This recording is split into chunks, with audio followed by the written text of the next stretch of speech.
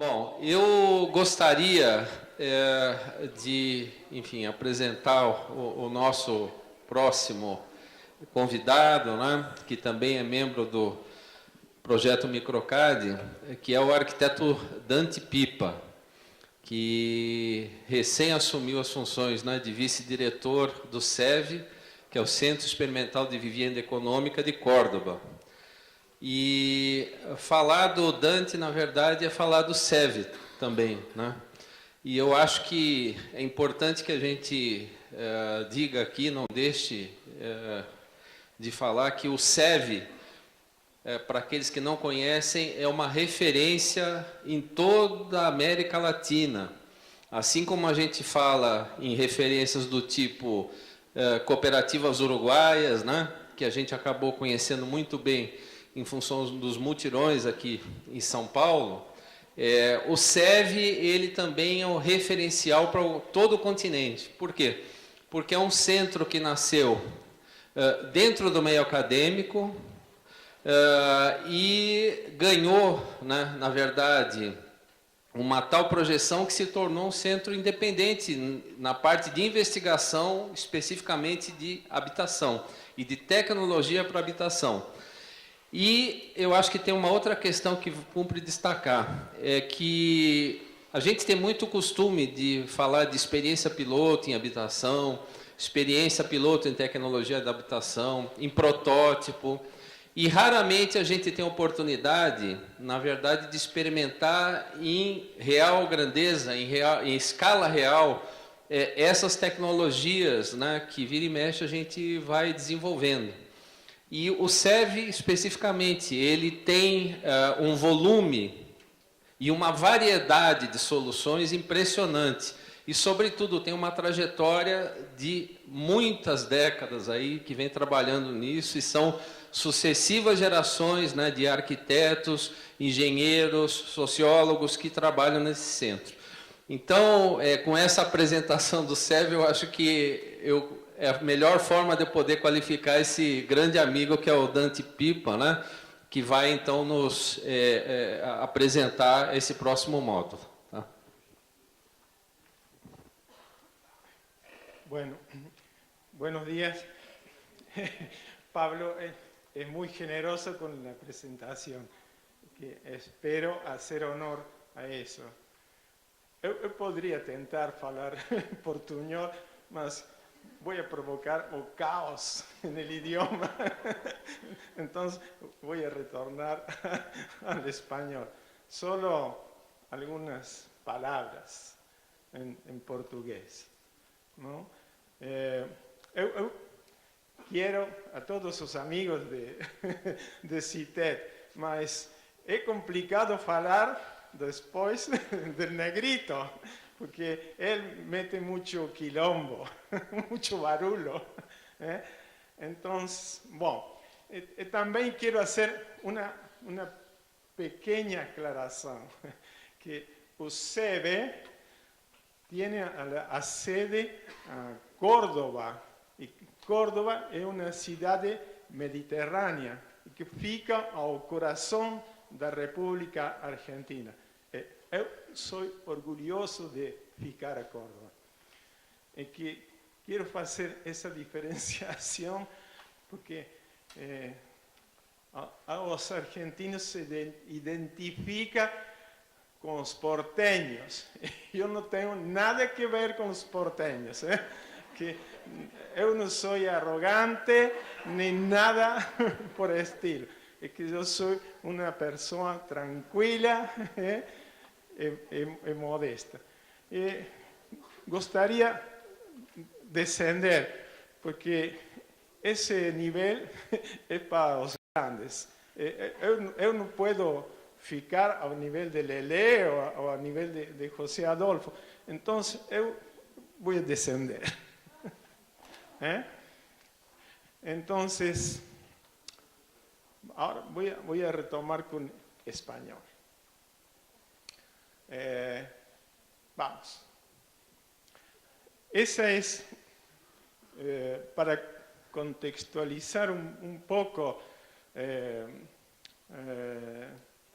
esta charla, que más que charla o esta conversación, ¿no es cierto? La idea es, bueno, poner ideas y realizaciones de nuestro centro, pero para confrontar ideas y más que todo para motivar, ¿no es cierto? Esa es la idea. Yo no traigo ninguna receta mágica de nada, sino que quiero mostrar las cosas que hemos hecho a lo largo de 43 años, con todos los defectos que pueden tener y a lo mejor, probablemente, alguna virtud, ¿no es cierto? Entonces, esa es la intención.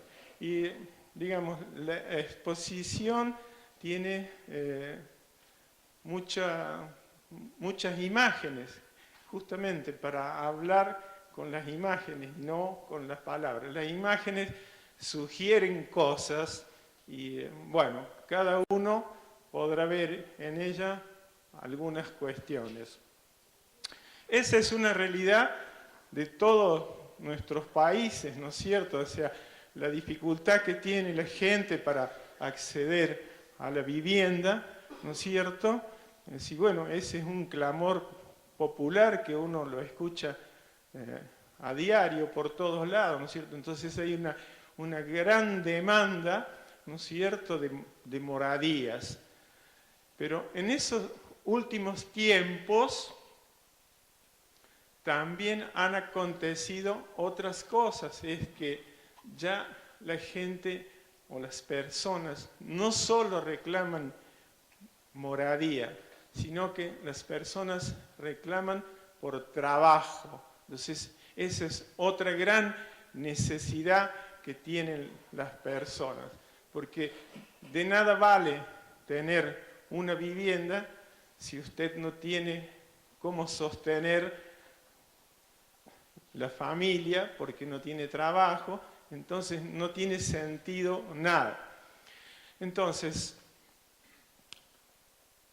nosotros últimamente hemos estado trabajando sobre un proyecto que vincula estas dos cuestiones, la necesidad de la morada con la necesidad de trabajo. Es decir, cómo generar, ¿no es cierto?, a través de impulsar microemprendimientos que apoyen al sector construcción para producir viviendas, pero también para generar un trabajo estable en las comunidades, en los barrios donde uno trabaja, de manera de que toda esa situación se vuelva una cosa más sustentable, digamos, ¿no?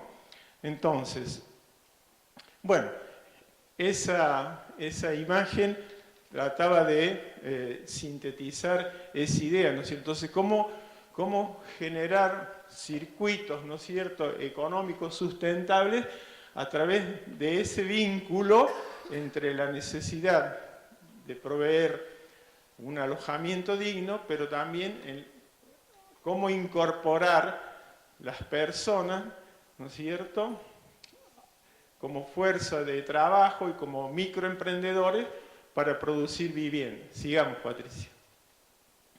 Entonces, la idea es, para poder generar los microemprendimientos, ¿no es cierto?, digamos, como que hay que poder o ser capaz de instalar capacidades de producción de elementos o componentes de construcción para asistir, ¿no es cierto?, a la producción de las viviendas. Entonces, ese es un circuito, ¿no es cierto?, que se retroalimenta mutuamente. Y entonces, lo que estamos tratando es de que esos circuitos queden en manos de los mismos usuarios, ¿no es cierto? O sea, que no sean las empresas tradicionales las que atienden estas necesidades, sino que sean los mismos protagonistas de los microemprendimientos, los dueños, ¿no es cierto?, de esas cuestiones, de modo de que la renta justamente quede en el sector y que no pase a la empresa, no porque la empresa sea una mala palabra, sino que es por una cuestión de justicia. Es decir, si nosotros somos protagonistas de nuestro propio destino, ¿no es cierto? Bueno, cosechar esos logros hacia el interior y poder hacer una distribución más justa de los ingresos. Sigamos. Entonces, ese es un esquema, es decir, cómo llegar al último producto, que es la casa terminada, ¿no es cierto?, articulando una serie de microemprendimientos. En este caso, ¿no es cierto?, bueno, hay una serie de imágenes, pero bueno, hay microemprendedores que, supongamos, producen la estructura de la edificación, otros que producen soluciones sanitarias, otros que producen llanelas, otros que producen solados, etcétera, etcétera.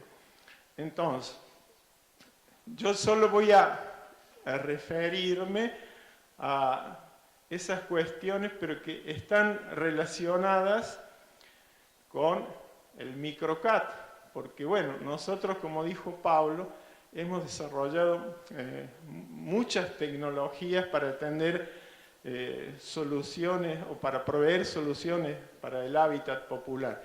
Pero como el objeto del evento está relacionado con el microcat, voy a tomar algunos productos tecnológicos que hemos desarrollado, pero que son parientes cercanos del microcat. ¿Da para entender? ¿Sí? Oh, ótimo. Bueno, sigamos. Entonces, esa es una cuestión que quiero poner, porque ya ayer, afortunadamente, en una conversación ya con José Adolfo y Maximino, algo hablamos, pero también ayer Lele puso esas cuestiones en su palestra. Hoy vamos a hablar de microcat y pareciera ser que esa es una cosa mágica que soluciona todo el problema y solo vamos a hablar de tecnología. Más, la idea es transmitir cómo desde UCEBE entendemos la tecnología, ¿no es cierto? Que no es solo ese aspecto el que uno tiene que considerar. Hay otras cuestiones que nosotros analizamos. Entonces, el problema es integral. Entonces, hay una cuestión que tiene que ver con el diseño arquitectónico, que tiene sus propios objetivos, que tiene sus propias premisas, ¿no es cierto?, y que, bueno, desemboca en un producto arquitectónico, en un diseño de un objeto determinado. Pero junto con esa cuestión conviven, a nuestro juicio, otras dos cuestiones que son cercanas, ¿no es cierto? Es decir, yo acotaría mejor eso, diría que el diseño tiene que ser adecuado o también tiene que ser apropiado para ir fijando algunos conceptos que han salido a lo largo de estas conversaciones. Hay otra cuestión que tiene que ver con el diseño de la tecnología constructiva. Sí, la tecnología constructiva también tiene sus propios objetivos, tiene sus propias premisas, y bueno, el resultado de toda esa vertiente es un producto tecnológico determinado. Yo hoy día voy a mostrar una serie de productos tecnológicos, pero no quiero olvidarme de las otras cuestiones, para que ustedes entiendan de que hay una ida y vuelta entre todas estas cosas. Y por último, también, según el pensamiento de la mayoría de los integrantes del SEBE, hay una tercera cuestión que es el diseño de la tecnología de producción. También se llama organización de la producción, se llama administración de las operaciones, gestión de la producción. Bueno, tiene una serie de expresiones ese término, pero dejémoslo como diseño de la tecnología de producción. Entonces, cuando uno habla de soluciones, no solo puede enfocar sobre el diseño, o no solo puede enfocar sobre la tecnología, o sobre la gestión de los procesos, sino que en la mente tiene que haber una síntesis de todas esas cuestiones. Lelé, al final de su palestra, él puso esa idea acá. Entonces, para citar un ejemplo y también para referirme a lo de Lelé, o sea, cada una de esas pilares tienen su lógica individual, pero ¿qué es lo que ocurre? Aparecen otras cuestiones que son transversales a esos tres pilares y que las van tocando. ¿Y cómo las van tocando? Según las decisiones que nosotros tomemos al momento de diseñar un producto determinado. Voy a poner un ejemplo. Ayer Lelé mostró, y José Adolfo también ahora lo puso, el tema de la progresividad, ¿no es cierto? O de la vivienda evolutiva. Entonces, si yo estoy diseñando una vivienda evolutiva, no puedo desconocer, ¿no es cierto?, que la técnica constructiva con la que yo voy a diseñar esa vivienda tiene que contemplar el asunto de la progresividad, ¿no es cierto?, en su manera de construirse. Y también tiene que considerar esa cuestión en la gestión del proceso. Entonces, bueno, podríamos poner más ejemplos, ¿no? Pero solo con eso alcanza para entender que bueno, que cada una de las decisiones que uno vaya tomando en ese sentido siempre va a ir influenciando en las demás. Entonces, en la medida en que yo pueda entender ese proceso, ¿no es cierto?, mejor voy a resolver el problema. Entonces, si yo no entiendo el proceso, lo que estoy haciendo es que estoy generando un híbrido. En Argentina se dice una cagada, acá también.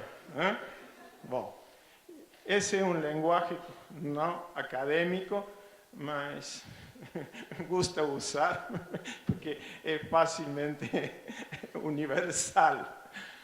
Entonces, sigamos, Patricia.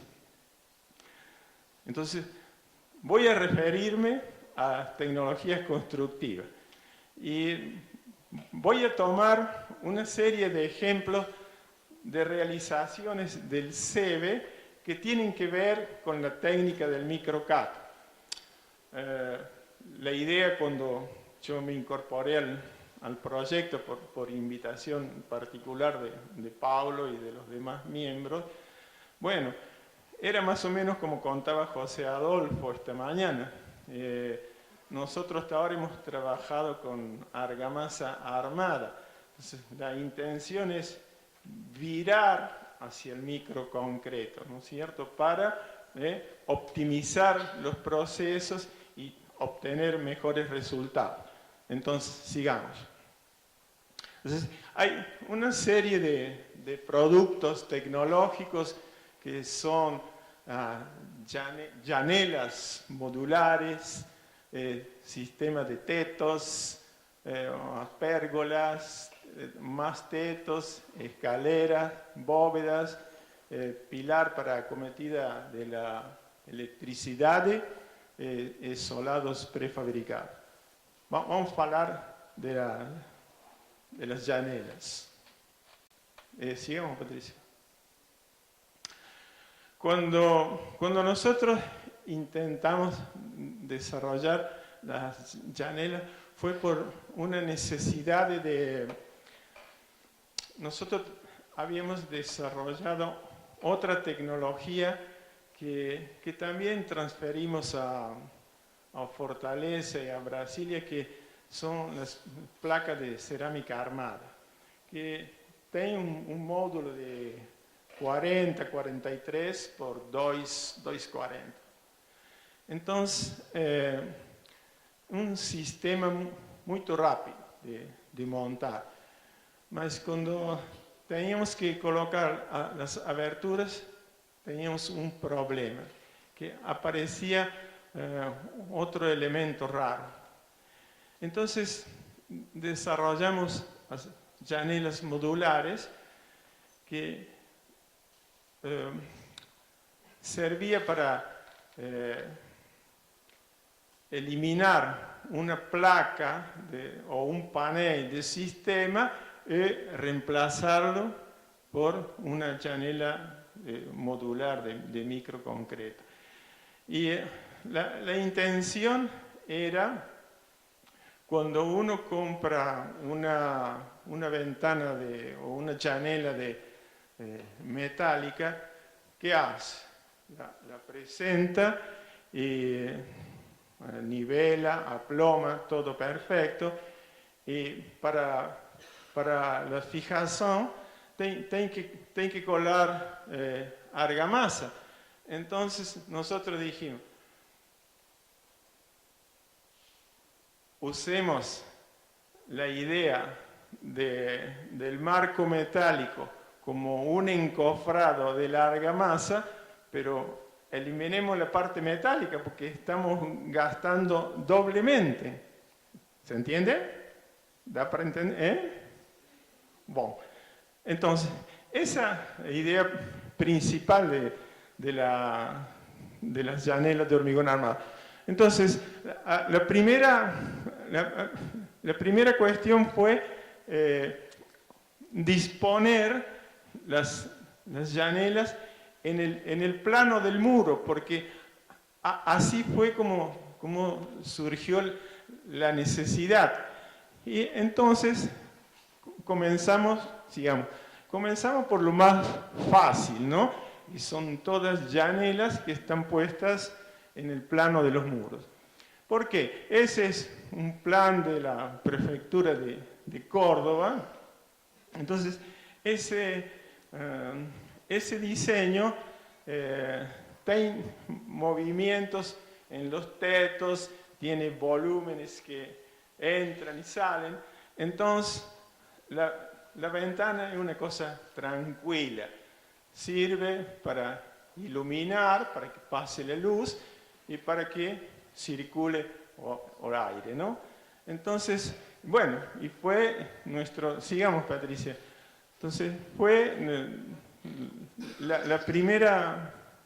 el primer modo de ir enfrentando el problema. Sigamos, Patricia. También ahí están usadas en el interior, ¿no es cierto? Hay unas llanelas que son más cortitas, más pequeñas, hechas con el mismo molde. Sigamos. Son todos ejemplos de esa idea de reemplazar paños de pared por llanelas, que crean como un lenguaje todos esos cuadraditos, ¿no? Y también uno puede jugar con el tema de los llenos y los vacíos, tapando los cuadraditos. Sigamos. Eso es en el CEBE, y también fuimos incorporando otros elementos como esa viserita ahí, porque esa es una idea de un becario que pasó por SEBE, ¿no? Que él faló que es necesario celebrar el ingreso, que ahí está puesta también en una porta, la que sí, esa, ¿no? Entonces que, bueno, que es una alegría que alguien pase por ahí, entonces, ¿cómo celebrar ese momento? Es decir, bueno, jerarquizando con pequeñas cosas las aberturas. Sigamos. Bueno, más. Esas son, no importa. Lo que vimos antes es una vivienda en un barrio de mucho poder adquisitivo, porque esa es una manía de los ricos que quieren tener casas lindas, economizando mucho, porque así tienen más reales en la saca, ¿no? Bueno, y esa es una igreja se dice, ¿sí? Bueno, sigamos. Pero, como el elemento era pequeño, nosotros fuimos avanzando en la idea de ¿sí? cómo ir plegando todas estas cuestiones de manera que ahora con un muro tranquilo poner la locura en las llanelas, entonces generar un movimiento, que esa es una constante en la moradía para habitación popular. Tem un diseño muy sereno, preferentemente cuadrado, rectangular, siempre porque la economía manda todas esas cuestiones. Entonces, ¿cómo esas pequeñas cajas pueden tener movimiento incorporando estos otros elementos que van desmaterializando esa idea de una caja de zapatos, ¿no? Entonces, hay otras cuestiones. Sigamos, Patricia. Entonces, eso también es un prototipo OSEBE. Ahí los espacios de abajo están tapados, entonces tienen situaciones de vacíos y llenos, y tienen otras pesas auxiliares ahí arriba, un teto premoldeado, ¿no? Y avancemos. Esa es en la planta alta, sigamos. Esa también, sigamos, que esa idea de movimiento hacia afuera también genera algo que José Adolfo recién contaba, es decir, usando pequeños espesores de muro, uno gana espacio al interior. Bueno, esa misma idea de ganar espacio hacia el interior, ¿no es cierto?, la provoca el hecho de salir con la ventana, entonces se van creando estos otros planos, y este es un caso que tiene las hojas de batir de madera. Y también incorpora la reja, una protección, ¿no? En el mismo proceso de fabricación. Sigamos, Patricia. Entonces, bueno, otras ideas, sigamos. Esa también. Bueno, todo ese dibujo para respetar el árbol, ¿no? Y por dentro tiene una gran superficie para diversos usos.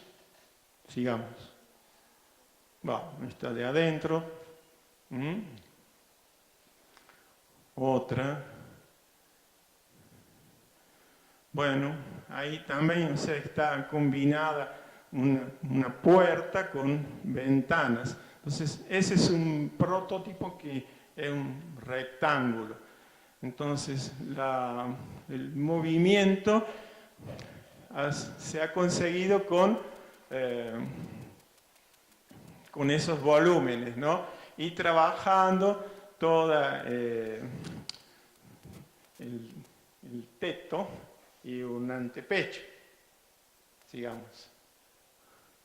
Bueno, también cómo vestir o cómo celebrar la ventana desde adentro, es decir, cómo jugando con pequeños detalles de color, de azulejos o de pequeñas molduras, cómo uno va enriqueciendo, ¿no es cierto?, el diseño, digamos. Entonces ocurren esas cosas. Es bonito, ¿no? ¿No? ¿No fica bonito? Sí, a mí me gusta. Bueno, ese OSEVE, ese es el sistema que dio origen a las llanelas, que es un sistema de placas cerámicas, que tienen 43 por 240. Entonces, esa llanela ocupa el espacio de las placas. De ahí surge la idea. Sigamos. Bueno, también ahí está usada formando una curvita. Ese ingreso es al inverso del otro, está generado hacia el interior para producir una protección para el caso de lluvia. Sigamos. Bueno, sigamos. Esta estaba infiltrada. Bueno, ahí están todas. Sigamos. Esa es una vista interior, es una cocina, y entonces ahí están todas las ventanas, o las llanelas. Ahí abajo también. Entonces bueno, esa también es otra locura, que el teto de las llanelas es la losa de la caixa d'agua, ¿no? Caixa d'agua, bueno, ahí está. Entonces queda como un santuario al agua. Bueno, sigamos, Patricia. Bueno, esa es parte de la oficina mía y de mi mujer que anda por ahí, no sé por dónde se me fue. Se me fue con un brasilerito. Tener que suspender para buscar. Esa es un bar, digamos. Pero bueno, ahí han sido usadas en forma curva. Pero ven, uno puede ir creando vacíos y llenos, tapando los cuadraditos. Entonces tiene otras prestaciones del producto, ¿no? Y todo con la misma forma, con el mismo molde, sigamos. También, son viviendas de ricos, sigamos. Lo mismo, nuestra modelo, es pequeñita, pero modelo. Bueno, ahí están molduras, sigamos. Bueno, también, sí, Patricia, no es el tanque de José Adolfo, pero bueno, es que las llanelas fueron usadas como para sostener la calle de agua, ¿no?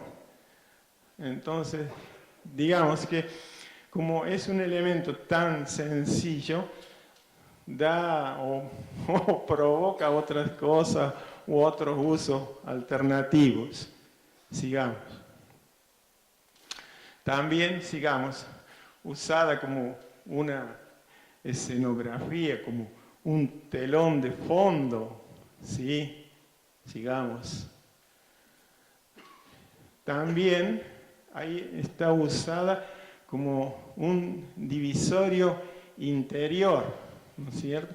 Entonces, produce esos efectos con la luz, que los vidrios tienen que ser translúcidos, porque ese es un water clock.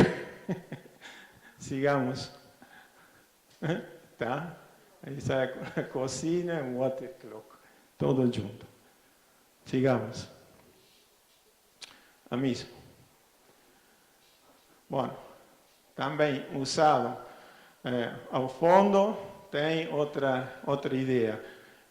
Essa é uma vista interior do water clock. Esse é um mueble sanitário diseñado por SEBE en plástico, ¿no? Que recicla el agua, pero ese no es objeto de la palestra. Sigamos. Bueno, sigamos. Eso hemos hablado. También esa oficina nuestra, un plegado, ¿no? Sí, cómo ir creando formas a partir de un elemento que es fácilmente manejable. Sigamos. Ahí está. Sigamos. Bueno, probablemente han sido muchas imágenes de las llanelas, pero bueno, muestra como un camino que recorrimos y posibilidades que fuimos descubriendo en el andar, ¿no? Y también hay otras realizaciones que son esos techos prefabricados con vigueta y plaqueta de techo. Maximino seguro que va a hablar mucho de eso porque, bueno, esa es una solución muy común, ¿no? Sigamos, Patricia. Bueno, un dibujo del diseño del producto y otras cuestiones. Sigamos. Esa es nuestra planta piloto, no sé, porque aprovecho para hablar un poquitín de la planta piloto. Como se ve un centro experimental, necesariamente tiene que contar con una planta piloto para experimentación. Son como, es como un mal necesario para la gente que investiga, ¿no es cierto? Tiene que armar la idea en la cabeza, tiene que desarrollar toda ingeniería y también tiene que gestionar la producción. Entonces tiene que ajustar una serie de cuestiones. Pero esa planta también, si bien forma parte del proceso de la investigación, también para nosotros es como una especie, como decía nuestro director, de una fábrica popular. También es una escuela de capacitación. Nosotros hacemos capacitaciones en las tecnologías en ese lugar. Y también, y por último, para o SEBE es una fuente de que ingresen muchos reales, ¿no? Porque con esos reales nosotros alimentamos otras investigaciones. Sigamos. Entonces, hay un stock de viguetas. Sigamos, Patricia. Un operario produciendo en las formas las plaquetas, ¿sí? Sigamos. Lo mismo. Esos moldes son flexibles, entonces você tem a possibilidade de diferentes comprimentos, se dice, largo, ¿sí? Comprimento, ¿no? Entonces você puede regular o comprimento das peças. Sigamos.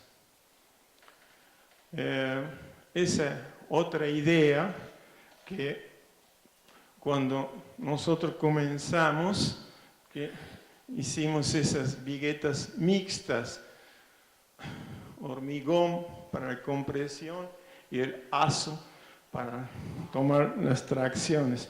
¿Qué pasa? La gente no quiere ese producto porque asocia a esa idea con el galpón. ¿Cómo se dice galpón acá? Galpón. Entonces, no pudimos avanzar más, pero encontramos la vuelta. Sigamos. Bueno, esa oficina nuestra. Sigamos. Entonces, bueno, si vos no quiere ver el azo, puede forrar con madera. Entonces, ahora sí va a tener un teto de madera. Todo el mundo en Argentina quiere tener un teto de madera. Pero esa es otra cagada, ¿no? Porque vos está agregando valor para algo que no lo necesita. Pero bueno, son las incongruencias. Sigamos. La misma cosa. Sigamos. Bueno, ese en honor a Walter, que también se mete la pata en otros países. También, entonces, en Uruguay, en una transferencia del sistema de la cerámica a Santa Teresa, bueno, ahí hicimos teto con las placas, más las viguetas son de argamasa armada. Sigamos. Bueno, sigamos.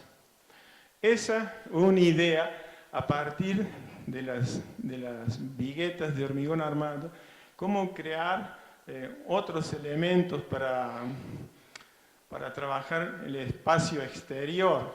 En Argentina eso se llama pérgolas, acá también, pérgolas. Bueno, entonces, ese es una idea que funciona con la misma forma con que se hacen las viguetas, se hacen ese elemento, que ese elemento en la pérgola puede funcionar como columna y también como viga.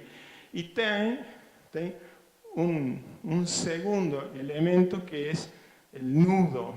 Entonces, el nudo o el vínculo para los estudiantes, eso es estática, ¿no? Ese es un vínculo de segundo grado, porque impide los corrimientos en ese sentido y en ese otro. Y es de segundo, porque solo son dos restricciones. A tercera, que es un giro, eso lo posibilita. Entonces, sigamos. Entonces, las columnas y las vigas se van vinculando a través del nudo y en esos dos manchitas ahí se ponen unos insertos para fijación. Bueno, sigamos. Ahí está en preparación para hacer las cocheras o los garages de ustedes. Sigamos.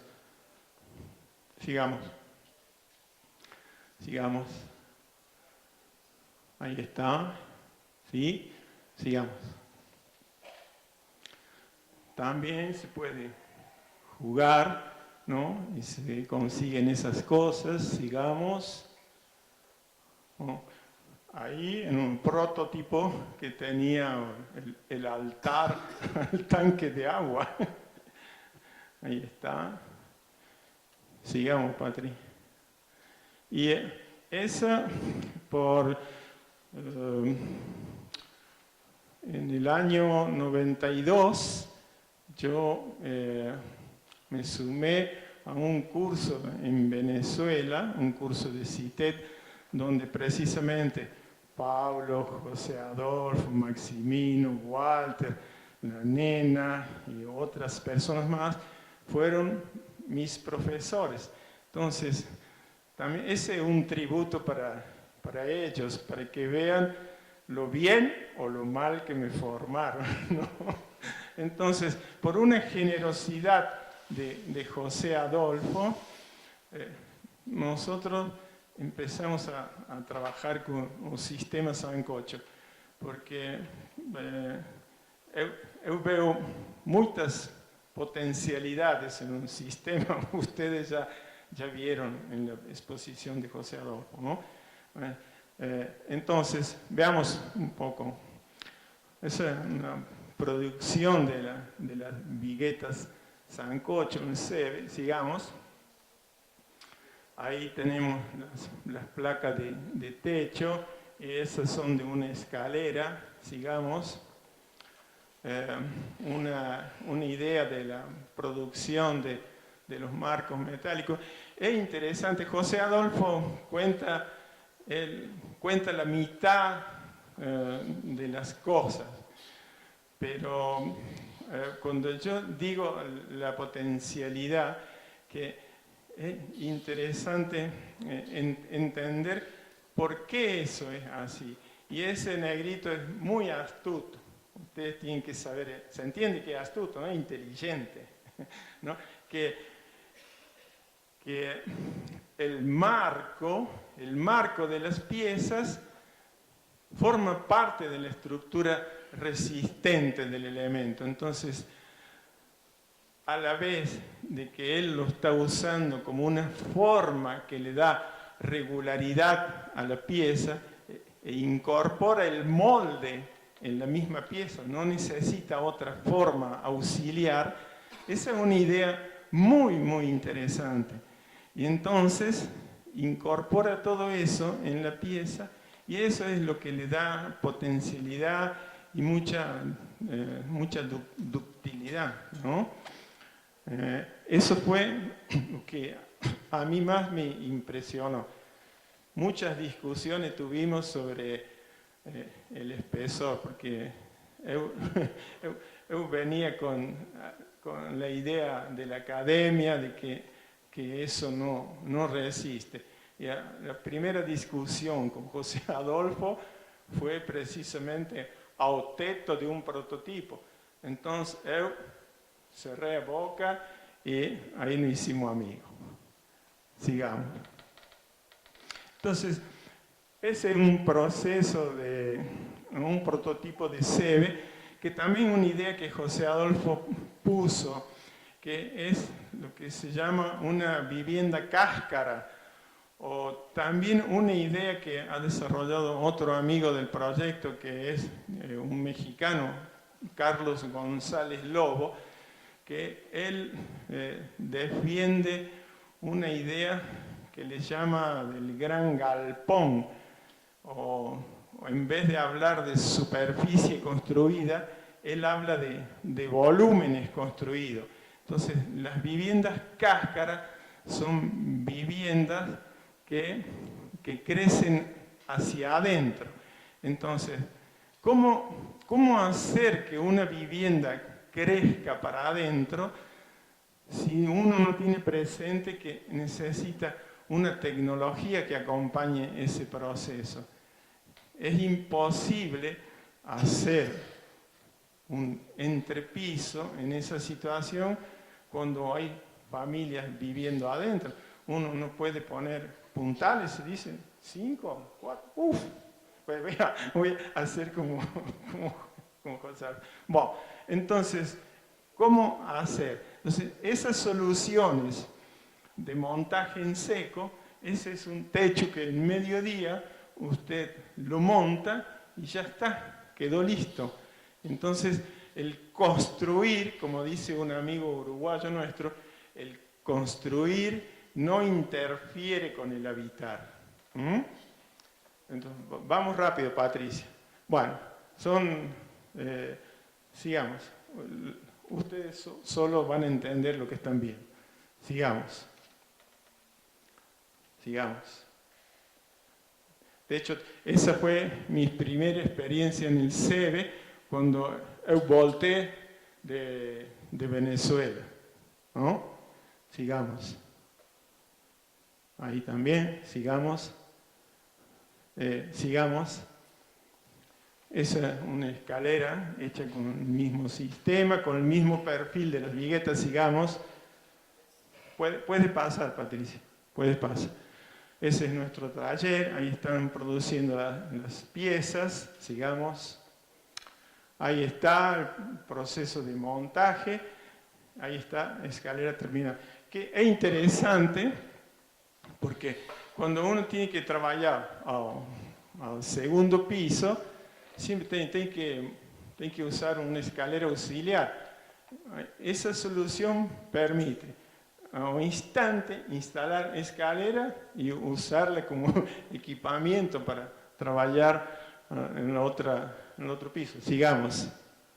Bueno, sigamos. Esa también. Bueno, sigamos. Esas ideas son las que vamos a trabajar en el curso, que también la hicimos el año pasado en Córdoba, ¿no? Que una idea interesante, la bóveda, ¿no? Y la idea de los bordes con la planchuela para poder vincular las piezas entre sí. Entonces, si bien es cierto que la luz es pequeña, vale la idea. La luz puede ser cualquiera. Sigamos. Bueno, ahí está el negrito, pero cuando era más joven. Sigamos. Ahí está. Sigamos, Patricia. Bueno, eso es lo que queremos motivar con la parte práctica, que ustedes se involucren con el problema. Porque en la medida en que uno mete las manos en la masa, conoce el proceso. Si uno conoce el proceso, lo puede modificar. Si uno no lo conoce, repite y repite una lección como cacatú o un loro, ¿no? Sigamos. Bueno, sigamos. Mais. Bueno, más. No sé de qué se ríe igual. Bueno, y como las piezas eran muy resistentes, tuvimos que elevar ¿cómo se dice? Un peso pesado de Brasil para hacer ensayo de resistencia. Mas no rompió. Sigamos. Bueno, otras aplicaciones, ¿sí? Sigamos. Pasa rápido, Patricia, porque me queda poco tiempo. Sigamos. Sigamos porque quiero entrar en una parte. Sigamos. Más. Bueno, vamos rápido. Ese es un pilar de acometida eléctrica. Sigamos. Ese es Héctor, que fue hasta hace poco nuestro director. Bueno, trabajando en solado a partir del uso de recipientes de yogur o envases de Coca-Cola o Guaraná o otras cosas. Sigamos. Entonces, uno consigue esas texturas. Sigamos. Un camino. Sigamos. Avancemos un poquito con eso. Entonces, quiero hablar un poco de esa cuestión que ahora tiene que ver con la otra vertiente, que es la de la gestión de la tecnología, ¿no? Que todo todo proceso productivo, ¿no es cierto?, tiene como unas componentes que son los insumos, ¿no es cierto?, que a través de un sistema de conversión o de un proceso productivo o de un proceso de transformación se convierten en bienes o servicios, se convierten en productos o se convierten en las dos cosas a la vez, ¿no es cierto? Entonces, esos procesos, ¿con qué se llevan a cabo? Se llevan a cabo con la tecnología. Es muy simple. Se hace con tecnología. Entonces, esa tecnología puede ser de capital intensivo o puede ser de mano de obra intensiva, ¿no es cierto? O puede ser una cosa mixta. José Adolfo también contaba, cuando él necesita equipos, los usa y no tiene pelo en la lengua. Y cuando puede recurrir a la mano de obra intensiva, recurre. Bueno, sigamos rápido, porque voy a hacer una síntesis. Entonces, esa es otra cuestión que ya fue puesta. Y también, esa es una de las tantas definiciones académicas de la tecnología apropiada y apropiable. Pero a mí me gusta más la que viene. Pasa al siguiente, Patricia. Esto que yo ruego que vocês lean. Esa definición fue puesta en el CEBE por un, ¿cómo se dice? Un poblador originario, un descendiente de poblador originario argentino, un descendiente de indios matacos. Entonces, fíjense cómo él pone el acento, ¿no es cierto?, en las personas. Y de eso es de lo que hemos estado hablando. O sea, si yo no tengo presente que el fin primero y el último de todas estas cosas es la persona, es como que voy a tener que cambiar el chip y empezar de nuevo, ¿no? Y entonces también, como él habla de que si la intención de la tecnología es buena, eso es una herramienta de liberación. Y si no, es vuelta a seguir con la misma cuestión. Sigamos. Bueno, no sé. Pero esos procesos productivos tienen 4 objetivos básicos. Son costo, calidad, confiabilidad y flexibilidad. Entonces, bueno, según el caso, uno verá dónde pone el acento, si en el costo, en la confiabilidad del producto, en la flexibilidad, etc. Sigamos rápido. Bueno, pero no tanto. Bueno, sigamos otro poquito. Entonces, este es el caso que ejemplifica el tema de la ventana. Ese era el producto, o sea, antes de hacer nada yo tengo que decidir qué es lo que quiero hacer. Entonces, uso el ejemplo de la Chanel. Nosotros queríamos hacer una ventana modular que tuviera elementos de seguridad, que tuviera un elemento de oscurecimiento, que tuviera una hoja y también que tuviera una malla mosquitera para el dengue. Bueno, entonces todo en una sola pieza. Sigamos. Bueno, más ideas del desarrollo del producto. Sigamos, Pati. Sigamos. Bueno, documentación técnica. Ella me está corriendo. Bueno, sigamos. Queda poquillo. Sigamos. También, todas esas cosas están en el material del curso. Sigamos. Sigamos porque no... Bueno, pero esa idea quería poner porque, bueno, nuestra planta está organizada así como para atender procesos intermitentes. ¿Por qué? Porque tiene que ser una planta flexible que nosotros para comprender y para poder transmitirlo. O sea, ese es un dibujo de ensamblaje de una llanela, ¿no es cierto? Cómo a partir del marco, la reja, el postigo, el mosquitero, la hoja, cómo se va organizando la secuencia. Sigamos. Bueno, esa es una gráfica de ensamblaje que, bueno, es una secuencia de qué cosa es primero y qué cosa es después. Y qué es lo que yo necesito ir incorporando en cada uno de esos ensamblajes de manera de terminar el recorrido con el producto terminado. Sigamos. Esa es un árbol de estructura del mismo producto, pero está contado de una manera distinta. Arranca de acá y sigue por acá y termina con el producto terminado.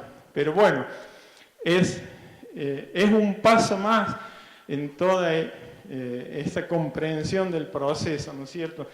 Donde el primer escalón son los insumos, las materias primas básicas, y el último, el producto.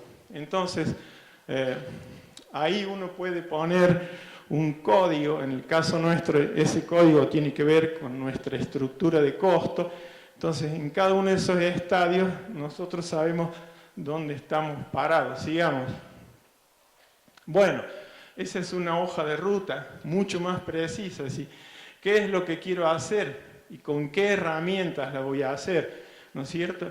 ¿Y en qué estación o en qué departamento lo tengo que hacer? Ahí están las herramientas o el equipo. Sigamos.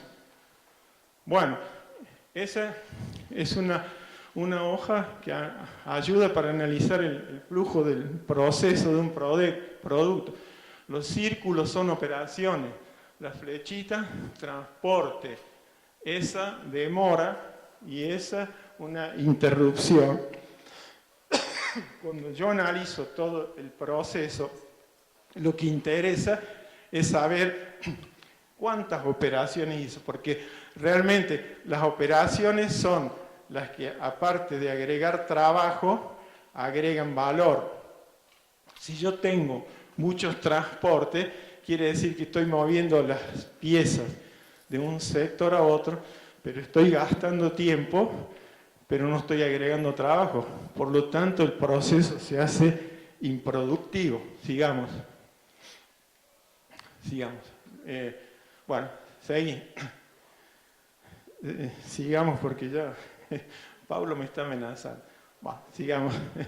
Pero no importa, no importa. La anterior es decir, bueno, yo quiero vender la ventana, pero tengo que saber si mi negocio es rentable, si voy a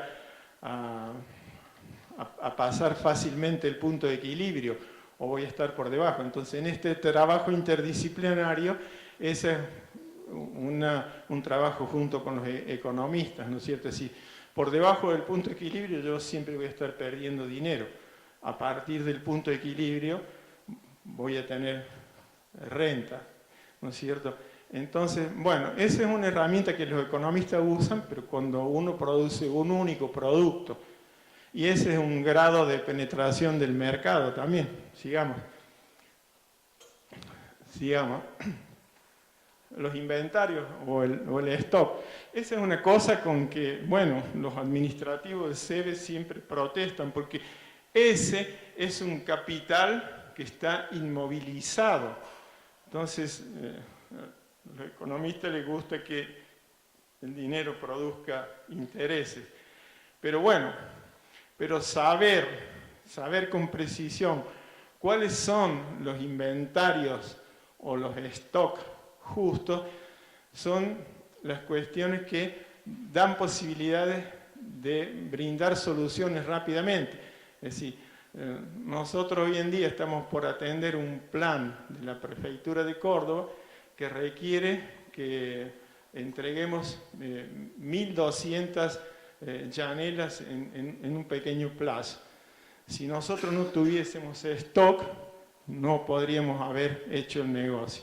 Entonces, bueno, es un ida y vuelta. Ya termino, Pablo. Sigamos. Más stock, más. Bueno, sigamos. Para nosotros eso es lo más importante. Así que, bueno, que la fuerza de trabajo es el recurso más valioso de cualquier organización. José Adolfo se refirió también, contó la experiencia de los garotos de 15 años, que ahora ya tienen como 40, gente que está identificada con la empresa, ¿no es cierto? Pero más que identificada con la empresa, está identificada con las cosas que hace, ¿no? Que quiere, ama lo que está haciendo. Entonces, bueno, es un recurso que hay que cuidar. Sigamos.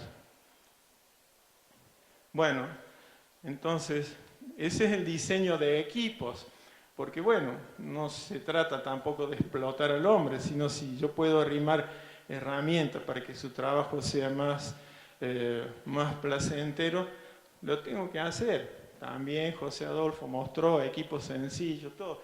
Ese es un carrito para el transporte de las llaneras. Sigamos. Esa es la forma con que hacemos las llaneras. Tiene que se ensancha y también tiene distintos comprimentos. Sí, sigamos, ¿no? Sigamos. Sigamos, Patricia. Dale. Bueno, sigamos. La última, la calidad. Bueno, sigamos. Sigamos. Digamos, para terminar, digamos, todas estas cosas son una única cosa y se dan todas juntas. Lo que pasa es que para comprender los procesos uno necesita desagregar las cosas. Y bueno, y en ese desagregar las cosas uno puede entender mejor el porqué de las cuestiones, ¿no es cierto? Entonces, cuando yo domino el porqué, bueno, yo domino la técnica. Si yo domino la técnica, yo la puedo modificar, yo puedo hacer lo que se me cante con eso. Pero si no, ¿no es cierto?, sigo siendo un objeto dependiente de esas cuestiones. Entonces, eso es muy complicado cuando viene toda la transferencia indiscriminada de tecnología de afuera, ¿no es cierto? Así que la compramos porque nos la venden con el moño. Pero bueno, saber encontrar el punto justo, ese es el desafío.